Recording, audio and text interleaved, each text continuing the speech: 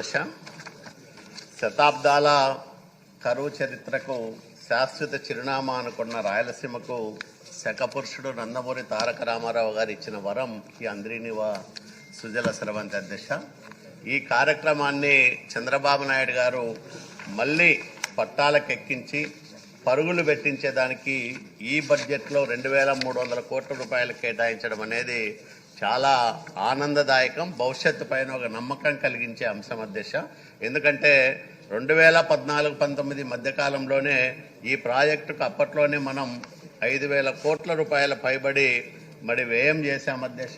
జగన్మోహన్ రెడ్డి వచ్చి ప్రాజెక్టును వెడల్పు చేస్తాను, ఇంకా ఎక్కువ క్యూసెక్కుల నీళ్లను రాయలసీమలో పారిస్తానని చెప్పి మోసం చేశాడు అధ్యక్ష.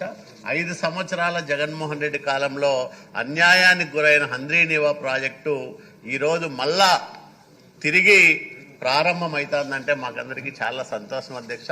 మీ ద్వారా నేను మంత్రి గారిని కోరేది ఒకటే, ఈ హంద్రీనివాలో భాగంగా జీడిపల్లి భైరవాన్తిప్ప ప్రాజెక్టు అంతర్భాగంగా ఉంది. ఫేజ్ 1లోనే కేటాయింపుల్లో 2,300 కోట్లలో భూసేకరణకు కేవలం 60 కోట్ల రూపాయలు మాత్రమే కేటాయించారు.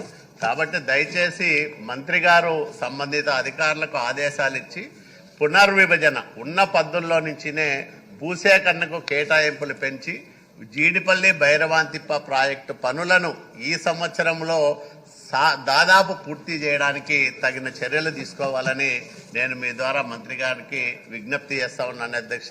ఎందుకంటే ఈరోజు అనంతపురం జిల్లాలో దీన్ని కూడా వైసీపీ తన రాజకీయ ప్రయోజనాల కోసం వాడుకుంటాంది అధ్యక్ష.